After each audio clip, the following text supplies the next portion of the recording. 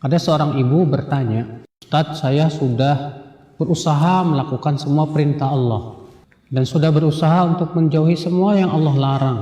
Tapi kenapa sih ujian terus saja menimpa saya?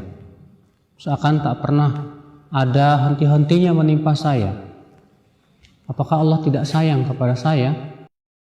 Kita katakan, tentunya ibu, kita beramal soleh bukan untuk tidak diuji. Kita menjalankan perintah Allah, menjauhi larangan Allah, bukan supaya kita tidak diuji, bukan. Tapi supaya kita kuat menghadapi ujian. Karena ujian itu sebuah kemestian. Selama kita hidup di dunia, yang namanya ujian itu pasti mendera. Jangan berharap kita selesai dari ujian. Tidak. Karena Allah Subhanahu wa taala pun demikian mengabarkan dalam Al-Qur'an. Allah mengatakan, "Walanabluwannakum bisyai'im minal khauf wal ju'i wa naqsin minal amwali wal anfusi wat tamarat wa basyiris sabirin." Sungguh kami akan uji kalian dengan sedikit rasa takut, rasa lapar, ya, kekurangan harta, jiwa, buah-buahan, dan berikan kabar gembira untuk orang yang sabar.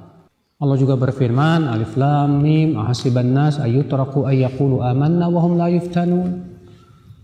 Apakah manusia mengira akan dibiarkan berkata kami beriman, kemudian ia tidak diuji? Nggak mungkin. Ujian itu kemestian selama kita hidup di dunia. Ingat itu. Jadi kita ibadah. Untuk apa dong? Kita ibadah kepada Allah supaya menguatkan hati kita. Cobalah renungkan firman Allah di dalam surat Al-Muzammil. Allah mengatakan, "Inna sanulqi 'alaika qawlan tsaqila. Inna nasyi'atal laili hiya ashaddu wata'a wa aqwamu qila." Sesungguhnya kami akan memberikan kepadamu, hai Muhammad SAW, qawlan tsaqila, ucapan yang berat.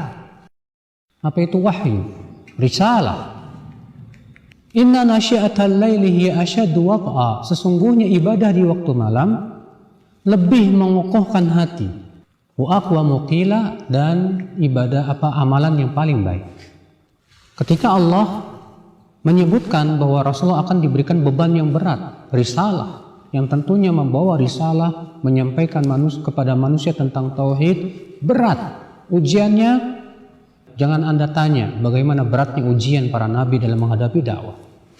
Tapi apa yang Allah bimbingkan kepada Rasulullah, kata Allah, sesungguhnya ibadah di waktu malam itu lebih mengokohkan hati. Allah menyuruh supaya kita kuat dalam menghadapi berbagai macam rintangan dakwah untuk banyak-banyak beribadah kepada Allah. Subhanallah. Ketika Rasulullah SAW juga mengabarkan akan munculnya zaman fitnah dalam riwayat Bukhari dan Muslim. Kata Rasulullah apa? Suatu malam Rasulullah bangun dan berkata, "La ilaha illallah, madza unzilatil lailah minal fitan." La ilaha illallah, fitnah apa yang Allah turunkan di malam ini? Kemudian Rasulullah bersabda apa? "Man yuqidh li sawahibal hujar." Siapakah yang mau membangunkan para pemilik kamar itu untuk sholat malam? Kata Al-Hafidz Ibnu Hajar ketika mensyarah hadis ini, memberikan isyarat bahwa di zaman fitnah kita disuruh untuk banyak-banyak bertaqarrub kepada Allah, mendekatkan diri kepada Allah. Supaya apa? Menguatkan hati menghadapi berbagai macam fitnah, ujian, cobaan yang sangat dahsyat.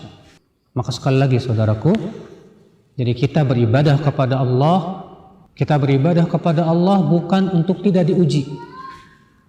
Tapi kita beribadah kepada Allah untuk mengokohkan kesabaran kita dalam menghadapi ujian dunia, supaya kita diberikan selalu oleh Allah kekuatan demi kekuatan di hati kita sampai bertemu dengan Allah.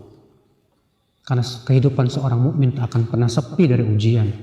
Kata Rasulullah SAW dalam hadis yang sahih, "Wala yazalul bala' bil mu'min." Senantiasa ujian akan terus menerpa seorang mukmin hatta yamshiya hatta yalqallah, sampai ia bertemu dengan Allah, walaysa alaihi khati'ah, dalam keadaan ia tidak membawa dosa. Maka semoga Allah Subhanahu wa taala memberikan kepada kita semua kekuatan untuk bertaqarrub kepadanya, beribadah terus untuk mengokohkan hati kita, mengokohkan kesabaran kita, menguatkan kita di atas agamanya sampai kita meninggal dunia. Billahi taufiq. Assalamualaikum warahmatullahi wabarakatuh.